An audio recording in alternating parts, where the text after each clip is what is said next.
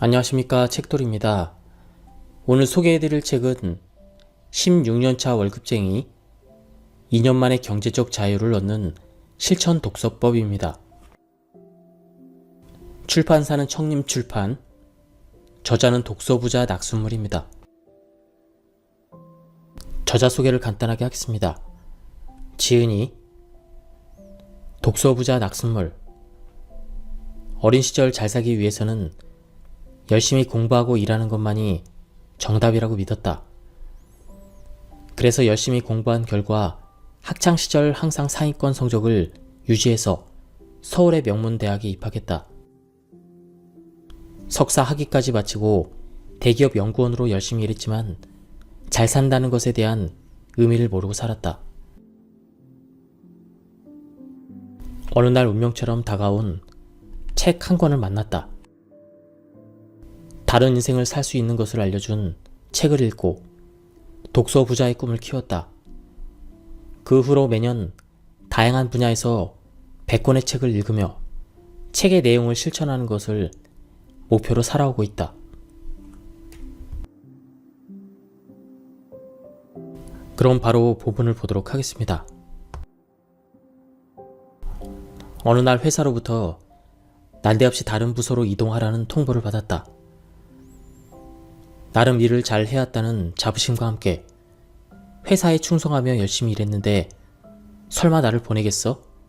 이렇게 생각하고 있다가 다른 부서로 이동해야 하는 사람이 나라는 통보를 받고 자존심에 많은 상처를 받았다.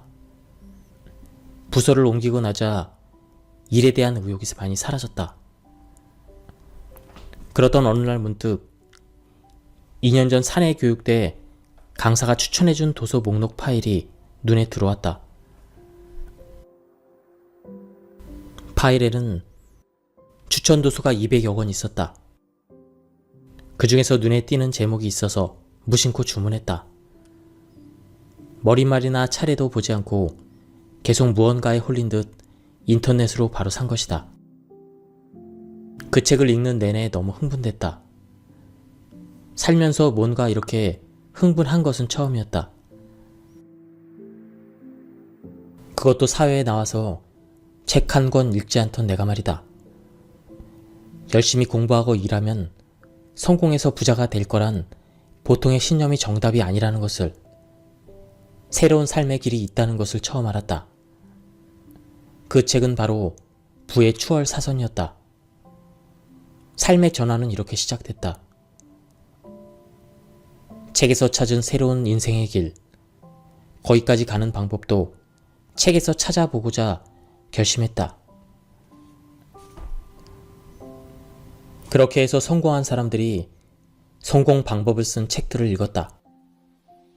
단순히 읽는 것으로는 부족할 것 같아서 성공한 사람들이 책에서 해봤다고 밝히거나 추천하는 것들을 따라서 해보고자 했다.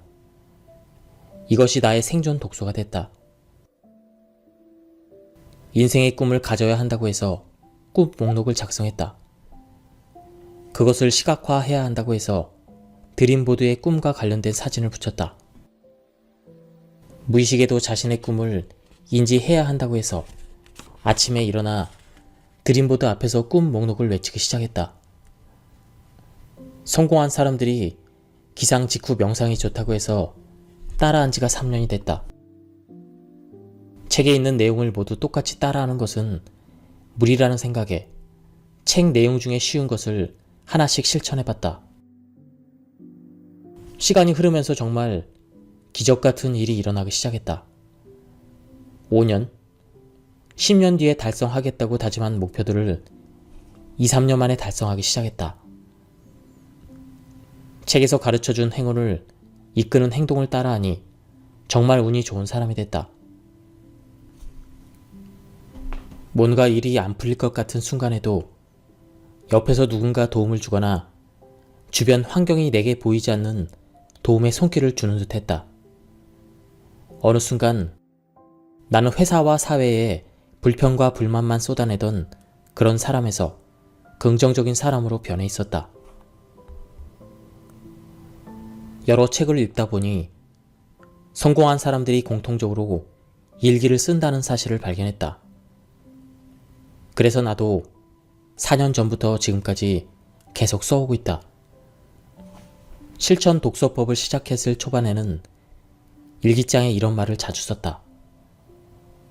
이 방식이 맞나 싶다. 그래도 일단 의심하지 말고 계속 해보자. 맞을 것이다.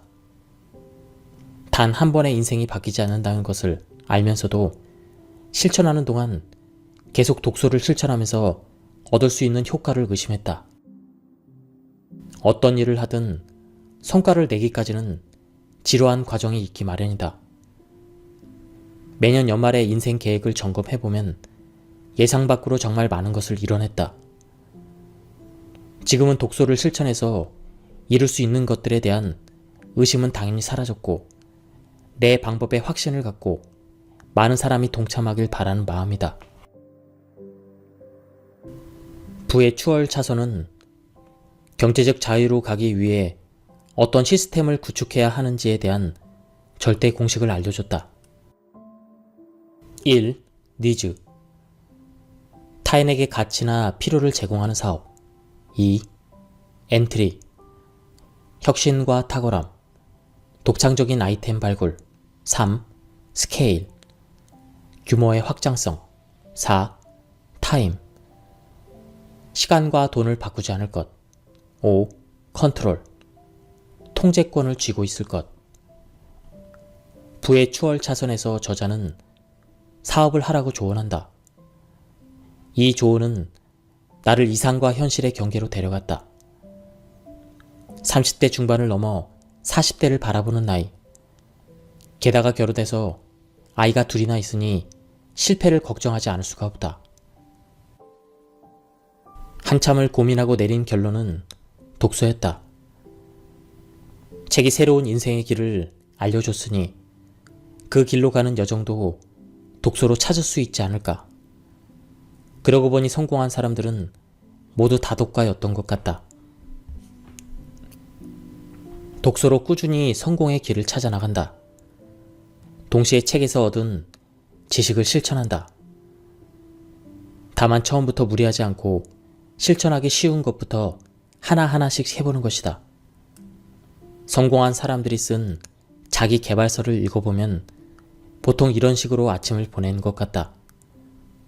5시에 기상, 스트레칭, 명상, 신문이나 책 읽기, 운동, 하루 업무 설계. 평소에 7시에 기상하던 사람이 당장 내일부터 5시에 일어나 위의 내용을 그대로 빠짐없이 따라하려고 하면 얼마 가지 못해서 실패한다. 아침에 일어나는 시간을 7시에서 곧장 5시로 바꾸려는 시도 자체가 실패로 가는 길이다.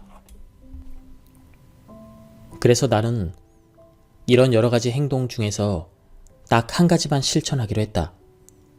제일 쉬운 것부터 말이다. 예를 들면 위에서 제일 쉽게 할 수 있는 스트레칭만 우선 해본다. 평상시 생활 패턴대로 6시 30분에 일어나서 움직이되 스트레칭만 추가한다. 결론부터 말하자면 조금씩 실천하고 다른 것들을 하나씩 접목하니 서서히 삶이 달라졌다. 어느덧 성공한 사람들의 생활 패턴과 비슷해져 있었다. 독서를 실천하면서 달라진 나의 아침 일상을 잠깐 소개하고 넘어가도록 하겠다. 5시 30분 기상, 5분 명상, 드림보드 앞에서 인생의 목표 다짐, 신문 읽고 기사 1개 스크랩, 버스 출근하면서 독서, 30분 이상 운동, 감사일기 쓰기, 좋은 글 한 편 읽기, 팀원들에게 좋은 글 소개하는 이메일 보내기. 이것이 지금의 내 아침 루틴이다. 내가 독서를 실천하지 않을 때 누군가가 당장 이대로 하라고 했다면 아마도 어렵다고 생각하며 시도조차 하지 않았을 것이다. 본인이 무언가를 열심히 하느냐 하지 않느냐를 떠나서 좋아하는 일을 즐기면서 산다는 것 자체가 현실적으로 불가능하다. 우리를 둘러싼 현실적인 문제들도 내가 꿈꾸는 일을 쉽게 찾아갈 수 있도록 놔두지 않는다. 꿈을 찾고 성공하고, 그래서 지금 행복하게 사는 성공한 사람들은 좋아하는 일에 미치라고 한다. 하지만 적성을 정확히 모르거나 지금 하는 일이 맞지 않는다고 생각한다면 어떻게 해야 할까?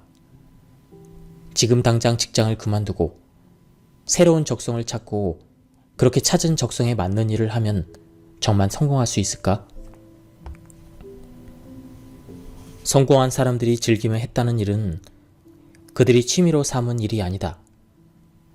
일부는 취미로 시작해서 성공했을 수도 있지만 대부분은 성공을 위해 선택한 일이다. 즐겼더니 성공했다가 전혀 아니다. 그럼에도 대부분 사람들은 이를 거꾸로 이해하고 있다. 자기가 즐기는 일을 정말 미치도록 해서 성공했다라고 잘못된 인과관계로 인식하고 있다. 미치라. 그리고 성공을 위해서 일을 즐겨라. 이게 정확한 표현이다. 앞서 독서를 통해 새로운 인생의 길을 찾았다고 말했다. 그 새로운 인생의 길에 이르기 위한 방법으로 독서를 택했다고 했다. 그렇다고 하면 나의 독서는 단순한 취미가 되어서는 안 된다. 성공하기 위해 책을 읽기로 결심했다면 다음과 같아야 한다. 독서에 미쳐라. 그리고 성공하기 위해 독서를 미치도록 즐겨라. 독서로 성공하기로 했다면 책 읽기에 미쳐야 한다. 나를 유혹하는 것들이나 나를 이상하게 보는 시선들을 극복해야 한다. 출퇴근길 버스 정류장에서 버스를 기다리면서 책을 꺼내든다. 점심시간에 동료들이 밥을 먹자고 할 때 나는 좀 늦게 먹겠다고 한다. 퇴근하고 집에 오면 곧장 오늘 읽고 있던 책을 책상 위에 올려놓는다. 그러고 나서 씻은 다음 책을 읽는다. 취미가 아닌 생존을 위한 독서의 시작이었다. 주변 사람들에게 꿈이 뭐냐고 물어봤다. 내 주변에 있는 30대, 40대 직장인들의 대답은 모두 비슷했다. 직장에 오래 다니는 것, 돈 많이 버는 것. 다시 물어봤다. 직장 그만두면 뭐 할 건데? 돈 많이 벌고 나면 뭐 할 건데? 그러면 한참을 머뭇거린다. 그 다음 인생에 대해서 대답할 수 없는 것은 직장과 돈이 우리 인생의 최종 목표와 꿈이 아니기 때문이다. 직장과 돈은 진정 원하는 꿈을 이루기 위한 중간 과정의 산물일 뿐이다. 한마디로 지금 우리는 꿈 없이 살고 있다. 부의 추월 차선이나 부를 쌓은 사람들의 성공 스토리를 읽어보면 꿈을 갖고 항상 그 꿈을 향해 달려가라라는 공통적인 메시지를 전하고 있다.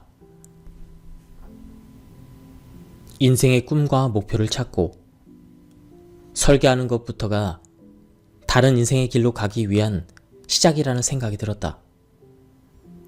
구체적인 꿈이 있어야 내가 가야 할 방향이 정해지고 그에 맞게 무엇을 해야 되는지 명확한 방법을 찾아낼 수 있기 때문이다. 우선 내 인생에서 하고 싶은 일을 10가지만 써보기로 했다. 아내와 100개국 여행하기, 은퇴 후에 전원주택에서 생활하기, 어려운 주변 사람들 돕기. 이렇게 쓰고 나서는 더 이상 쓸 거리가 생각나지 않았다. 직장이라는 틀을 벗어 던지고 나서는 내가 바라는 인생의 꿈, 목표를 수월하게 적어 내려갈 수 있었다. 책 한 권 쓰기부터 시작해서 내가 아는 소중한 지식을 주제로 강연하기, 해외 봉사활동, 사회봉사재단 설립, 악기 다루기 등등 쏟아져 나왔다.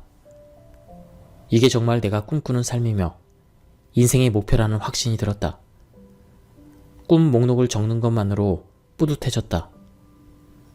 무언가 달성한 느낌이 들었다. 각각의 꿈을 이루려면 인생의 각 지점에서 무엇을 해야 되는지 적어봤다. 예를 들면 60세에 자산 50억 원 달성하기가 목표라면 50세에는 20억 원 정도는 모아야 할 것이고 45세에는 10억 원쯤을 모아야 한다. 그럼 올해는 투자를 해야 한다. 아무 지식도 없는데 투자를 할 수 없는 노릇이다. 그럼 오늘 당장 내가 해야 할 일은 바로 재테크 서적을 읽으며 지식부터 습득해 나간다. 꿈들을 이루기 위해서 해야 할 일을 인생의 시점별로 적으니 지금 당장 무엇을 해야 할지가 선명히 드러났다. 우선 경제적인 자유를 위해서 재테크 서적을 읽기로 마음먹었다. 내 몸이 건강해야 이 모든 것을 이룰 수 있기에 건강서도 틈틈이 읽기 시작했다.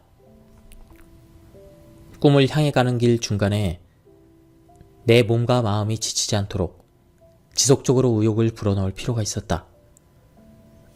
그래서 자기계발서도 꾸준히 읽기로 했다. 나만의 인생 설계를 종이에 적고 나니 이제부터 제대로 된 인생을 살 수 있을 것 같았다. 나를 가두어 놓았던 현실이라는 틀을 벗어던지고 그렇게 하고 나니 생각도 변했다. 우선 시크릿이라는 책을 읽고 그 책에서 설명한 대로 드림보드를 만들기로 했다. 즉시 문방구로 달려가 코르크 보드를 사왔다. 그리고 인생 계획표 내용과 일치하는 사진을 인터넷에서 찾아 출력한 다음 깔끔하게 코팅해서 인생 계획표와 함께 보드에 붙였다. 이후에 방을 들락날락거리면서 드림보드를 볼 때마다 인생 목표들이 이루어지는 상상을 했다. 모든 것을 다 이루게 해줘서 고맙다고도 우주에 대고 말했다. 저에게 경제적 자유의 꿈을 이루게 해주셔서 감사합니다. 가족들과 편하게 살게 해주셔서 감사합니다. 책을 쓰게 해주셔서 감사합니다. 좋은 차를 갖게 해주셔서 감사합니다. 시크릿에서 가장 기억에 남으면서도 따라하기 쉬운 내용이 한 가지 더 있다. 작은 돌 하나를 구한 다음에 그 돌을 갖고 다니면서 만질 때마다 감사한 마음을 가지라는 내용이었다. 이른바 감사의 돌이었다. 모양이 특별하다거나 소장 가치가 있다거나 그런 돌이 아니라 주변에서 구하기 쉬운 돌 하나에 내가 특별한 의미를 부여하면 됐다. 호주머니에 손을 넣을 때마다 돌을 만지면서 속으로 외친다. 오늘 하루에 감사하며 세상에 감사합니다. 드림보드를 만들고 4년이 지난 지금은 완전한 경제적 자유까지는 아니지만 노후 걱정은 하지 않을 정도로 자산을 형성했다. 슈퍼카 구입을 하기 위해서 중간 단계로 국산 대형차를 마련했다. 은퇴 후에 사회봉사 단체도 만들고 해외 봉사 활동도 다니기 전에 당장 사회를 위해 무엇을 할 수 있을지 고민한 끝에 기부도 시작했다. 나의 인생 이야기를 책 한 권으로 쓰고자 했는데 이렇게 책을 펴낼 기회도 얻었다. 그 밖에도 여러 가지로 전에는 생각하지 못했던 삶의 변화를 매일 느끼고 있다. 감사의 돌은 지금도 내 바지 호주머니에 있다. 호주머니로 손이 갈 때마다 나는 외친다. 감사합니다. 신기하게도 감사합니다라고 속으로 자주 외치니까 어느새 자연스럽게 말버릇이 됐다. 지인들에게 시크릿을 아느냐고 물어보면 책이든 동영상이든 봤다고 거의 대답한다. 그런데 시크릿에서 소개한 방법을 그대로 해봤냐고 물어봤을 때 하고 있다거나 한 번이라도 시도해봤다는 대답을 들은 적은 없다. 여러분의 상황에 맞춰 따라하기 쉽고 무의식적으로 지속할 수 있는 것 같은 내용 한 가지만 실천해 보길 바란다. 이런 작은 실천이 분명 인생의 목표를 이루고 꿈을 이루는 길에 반대부처럼 여러분을 천천히 인도해 줄 것이다. 병원에서 읽은 책 중에서 가장 인상 깊었던 책은 미라클 모닝이다. 이 책은 매일 아침 6분만 투자하면 인생을 바꿀 수 있다고 말한다. 6분만 하면 된다니 아마도 따라하기 쉬울 테고 책을 읽고 따라하기 쉬운 것을 생활에 접목하는 것이 내 독서법의 기본 원칙이 아닌가. 각 1분마다 해야 될 일은 다음과 같다. 1. 명상하기. 2. 확신과 다짐에 선서하기. 3. 비전 보드를 보거나 이루어졌다고 상상하기. 4. 감사일기 쓰기. 5. 자기 개발서 읽기. 6. 몸 움직이기. 태어나고 바로 다음 날 아침부터 명상을 시작했다. 책에서 알려준 대로 처음에는 1분만 했다. 아침의 고요함 속에서 하는 명상은 나를 너무나 편하게 만들었다. 머릿속이 깨끗하게 청소되는 기분이라고 해야 하나. 어느 순간부터는 1분만으로는 부족하다는 느낌이 들었다. 지금은 5에서 10분 정도를 하고 있다. 명상할 때 무념무상의 세계로 들어가야 한다고 하는데 처음에는 쉽지 않다. 주로 전날 기분 나빴던 상황이 떠올랐다. 나를 기분 나쁘게 한 사람을 용서해 주는데 주로 명상 시간을 썼다. 3년 정도 꾸준히 명상을 해온 지금은 용서보다는 감사하는 명상을 한다. 어느 순간부터인가 미움이 사라진 것 같다. 대신 그 자리를 세상에 대한 고마움이 채운 것이다. 누군가에 대한 미움보다는 주변 사람들에게 감사할 일은 없는지부터 생각하다 보니 지금은 굉장히 건전해진 느낌을 받기도 한다. 명상을 하고 드림보드 앞에 서서 A4 용지에 적어놓은 인생 계획 리스트를 힘차게 외치고 나서 잠깐 눈을 감은 채 꿈이 이루어지는 그런 상상을 한다. 무의식 속에서 외치고 상상을 하니 정말 이루어진 것 같은 자신감이 생긴다. 이 역시 3년을 꾸준히 해왔다. 운동선수들이 시합 전이나 시합 중간에 기합을 넣는 이유는 자신이 쓸 수 있는 에너지의 100% 이상을 끌어내기 위해서라는 그런 이야기가 있다. 고요한 아침에 드림보드 앞에서 내가 세운 인생 계획을 큰 소리로 외치는 것은 길을 잃지 않고 내가 가고자 하는 인생 목표에 다다르게 해주는 또 다른 안내 메시지이다. 축구, 야구 등 팀 플레이가 중요한 스포츠의 경우 감독들은 경기의 흐름을 중요시한다. 실력이 비슷한 팀끼리 붙었는데 큰 스코어 차이로 승패가 갈리는 경우가 있다. 지는 팀에서 흐름을 내어주고서 이길 수 있다는 희망을 내려놨기 때문이다. 아침에 일어나 명상을 하고 드림보드 앞에서 확신의 선서를 하고 나면 게임에서 이길 수 있을 것 같은, 즉 시간이 내 편이 되어주어 이대로만 하면 목표를 이룰 수 있을 거라는 확신이 든다. 부자 아빠, 가난한 아빠에서 능력과 돈이 있으면 시스템을 구축하라고 했다. 내가 떠올린 첫 번째 시스템은 바로 부동산이다. 저자가 부동산으로 성공했다고 하지 않았던가? 그렇다면 나도 같은 분야를 시작해 봐야겠다고 생각했다. 또 사업을 제외하면 일반인이 시스템을 구축할 만한 그 대상이 부동산 투자 말고는 쉽게 떠오르지 않았다. 2016년 한 해 동안 부동산 투자서를 50권 정도 읽었다. 처음 부동산 투자서를 읽기 시작했을 때는 큰 흐름은 이해가 갔지만 좀 더 깊이 파고들면 용어부터 시작해서 전혀 이해가 가지 않는 부분이 꽤 많았다.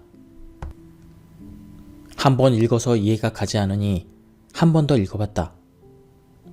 좀 더 이해하기가 쉬워졌다. 이렇게 2번씩 책을 읽었다. 나는 부동산과 맞벌이를 한다를 보면 임장씨의 체크리스트와 임장 보고서 양식이 있다. 그 양식을 엑셀 파일로 만들어 보기로 했다. 양식을 갖추었으니 당장 실습을 해봐야 되지 않겠는가. 우선 내가 사는 아파트 단지부터 시작했다. 내가 이사 올 때 이용한 중개소부터 가서 체크리스트에 있는 내용을 책에서 배운 대로 이것저것 물어봤다. 그러고 나서 집에 와서 임장 레포트를 작성했다. 그리고 책에 나와 있는 부동산 정보는 이미 시중에 공개된 것이다. 게다가 그 지역을 전부 다룬 것도 아니고 극히 일부분만 다룬 것이다. 이런 정보만 들고 상담을 받았으니 중개소 사장님도 내색은 하지 않았어도 속으로 웃겼을 것이다. 하지만 누구에게나 초보자 시절이 있지 않은가. 이런 과정을 1년간 거쳤기에 과감하게 투자해서 높은 수익률을 맛볼 수 있었다. 체크리스트와 임장 리스트를 만든 나는 부동산 투자서를 계속 읽어나가는 한편 책에서 괜찮다고 추천하는 지역이 있으면 루트를 짜서 주말에 꼭 가봤다. 이때 나만의 투자 원칙을 세웠는데 바로 그 지역으로 조사를 가면 무조건 중개소 3곳에서 상담을 받아보기로 한 것이다. 책에서는 최대한 많은 중개소를 가보라고 했지만 책을 읽을수록 가봐야 될 추천 지역이 점점 쌓여서 주말에 모두 가볼 수가 없었다. 또 한 지역에 너무 많이 시간을 투자할 수도 없었다. 1년 정도 독서, 임장, 리포트 작성, 독서 이런 패턴으로 부동산 공부를 했다. 유료 강의를 들어보면 전문 강사들이 다양한 지역을 추천해준다. 그런데 우리는 가진 돈, 즉 투자금의 한계가 있다.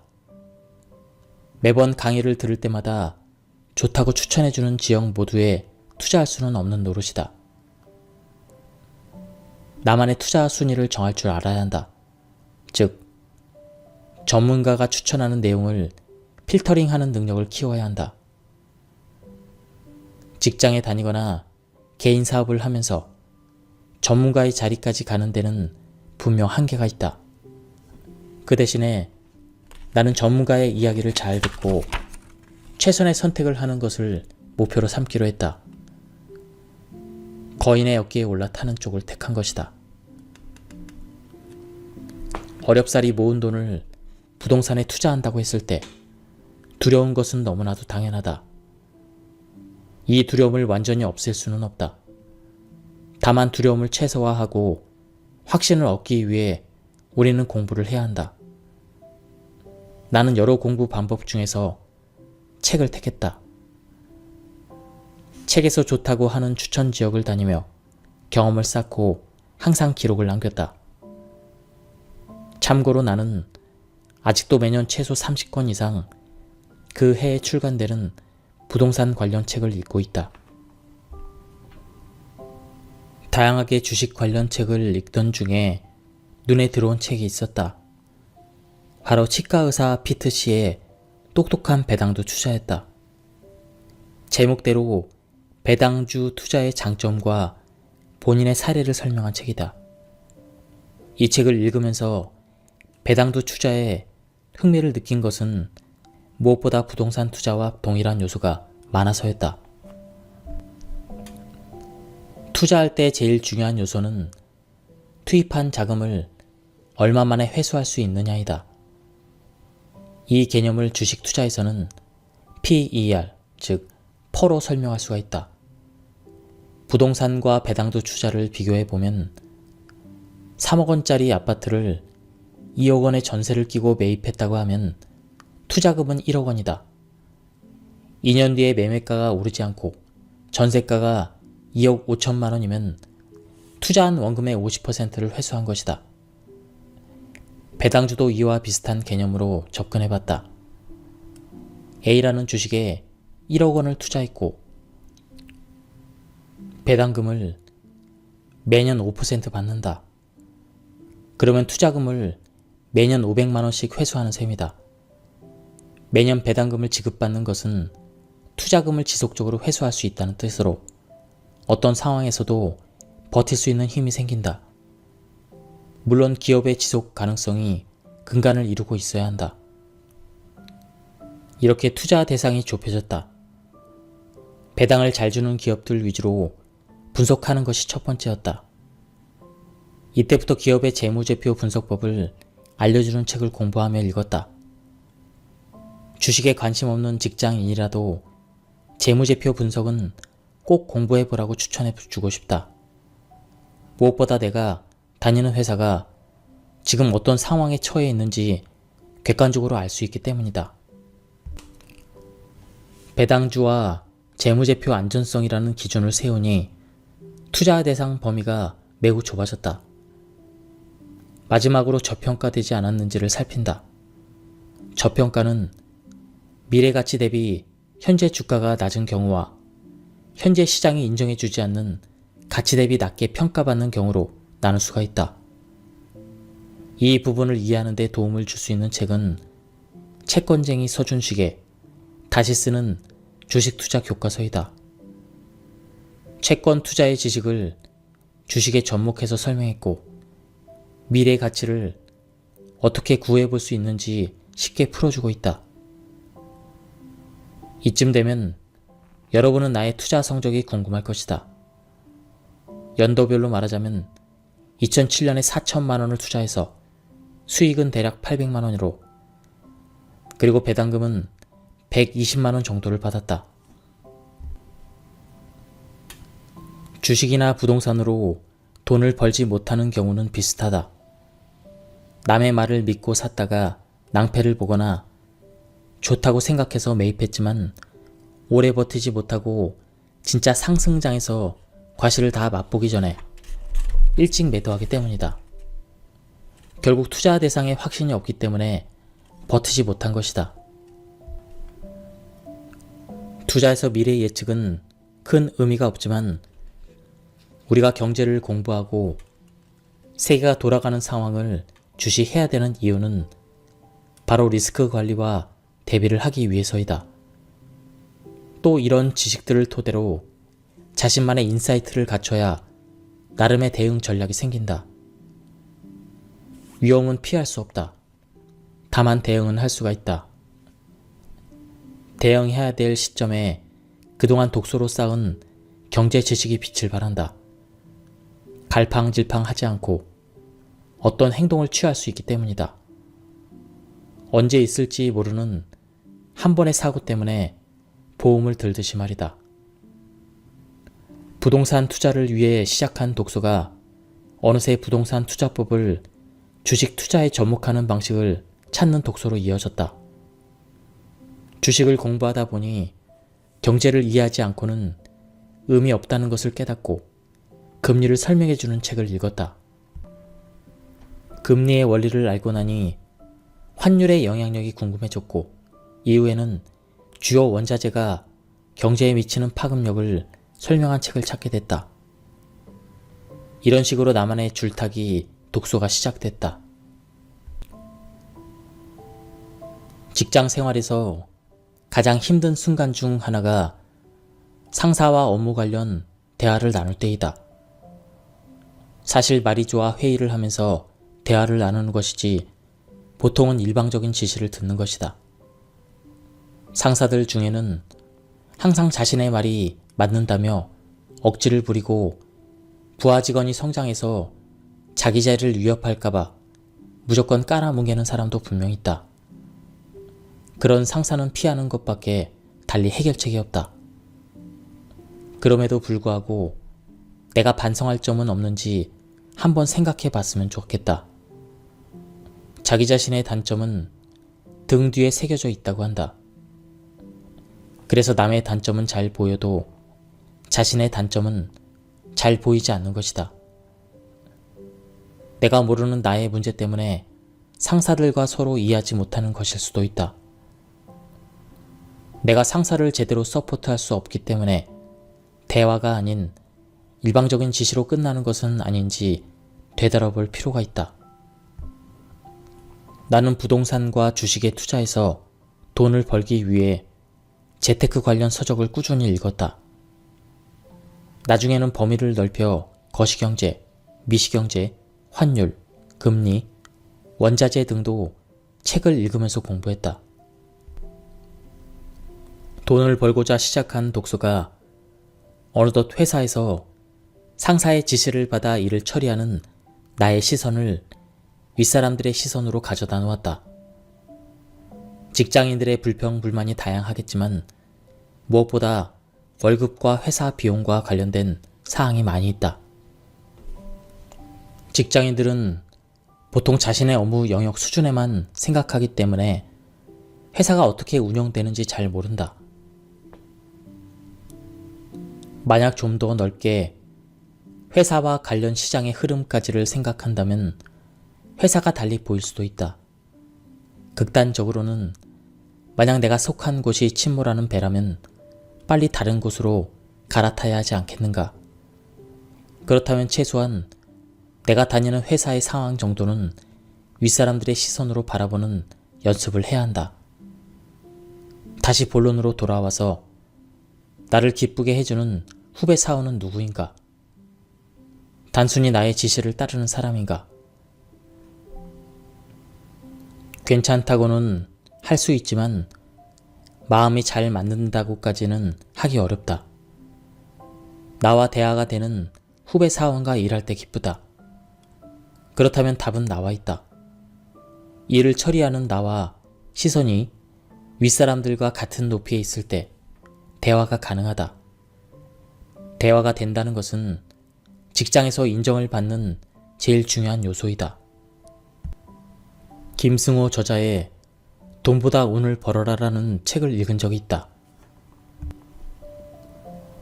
사람들 대부분이 돈을 쫓는데 돈을 얻기 위해서는 그보다 먼저 운을 벌어야 한다. 그 운을 받아들이는 방법을 알고 있어야 한다는 내용이다. 운을 불러들이기 위해 개인이 남다른 의지로 노력해야 되는 부분도 있지만 이 책에서 알려준 내용의 절반 이상은 모두 우리가 아는 상식선에서 지켜야 하는 행동들이었다. 책에서 언급한 몇 가지를 소개하자면 다음과 같다. 큰일이든 작은 일이든 항상 공공의 이익을 추구하라. 나를 변화시키되 남들에게 겸손하라. 약속을 지키지 않는 것은 하늘을 속이는 것과 같다. 당장 눈앞에 있는 어려운 사람조차 애써 외면한다면 어찌 하늘이 그를 외면하지 않겠는가? 요약하자면 공동체의 규범을 지키고 겸손함을 잃지 않고 사람과의 약속을 지키고 약자를 보호하라는 말이다. 모두 어렸을 때 배워서 아는 상식적인 내용이다.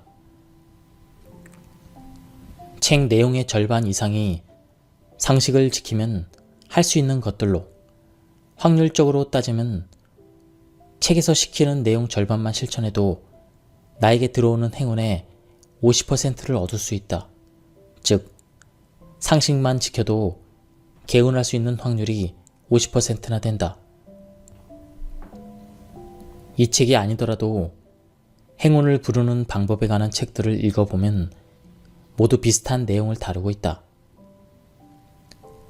본인이 의지를 갖고 개선해야 되는 부분도 있지만 절반 이상은 흔히 하는 상식선의 행동을 요구한다. 익히 아는 상식적인 행동만 한다면 행운이 온다고 말할 수가 있다. 책을 한 번 읽고 이해가 잘 되지 않으면 다시 읽었다. 그런데 같은 책을 3번까지 읽기는 너무 지루해서 2번까지로 한정했다. 당연히 효율적인 독서법이 없나 궁금해지기 시작했다. 독서를 이야기하는 많은 책들이 필사를 추천한다. 그래서 책을 읽으며 중요하다고 밑줄 그은 내용을 필사하기 시작했다. 효과적으로 읽으면서 필사할 때의 이해도를 높이기 위해 처음 읽을 때 중요하다고 느낀 것들은 빨간색으로 밑줄을 그었다. 두 번째로 읽으면서 중요하다고 느낀 것들은 파란색으로 줄을 그었다. 이렇게 구분해 놓고 필사를 하니 파란색 줄을 그은 내용에 대해서 왜 놓치고 넘어갔는지를 이해할 수 있었다. 즉, 한번 읽고 나서 어느 정도 이해가 되니 두 번째 읽을 때는 연관 지식을 기반으로 놓쳤던 중요한 내용들이 보이기 시작한 것이다. 필사한 내용을 다시 보려고 하니 내 글씨가 깔끔하지 못했다. 다시 복습하는 마음으로 타이핑을 했다. 프린터로 출력해서 다시 읽어보았다. 이렇게 하니까 책 내용을 거의 이해했다고 생각했다. 그런데 신기하게도 몇 개월 뒤에 출력물들을 다시 보면 이 책에 이런 내용이 있었나? 이런 부분이 있었다. 이후에는 분기별로 출력물들을 다시 보는 시간을 따로 가졌다. 이렇게 해서 나의 둘둘둘 독서 방법이 만들어졌다. 2번 반복해서 읽고 2번 필사를 하고 2번 복습하는 것이 나만의 독서 학습법이다. 예, 지금까지 이 책에 대한 리뷰를 모두 마쳤습니다. 이 책은 가독력이 굉장히 좋았습니다. 그리고 이해하기 쉽게 잘 쓰신 것 같습니다. 그리고 무엇보다 독서에 대해서 굉장히 실용적인 부분이 많이 있었습니다. 한번 구해서 읽어보실 것을 추천드립니다. 여기서 리뷰를 마치도록 하겠습니다. 감사합니다.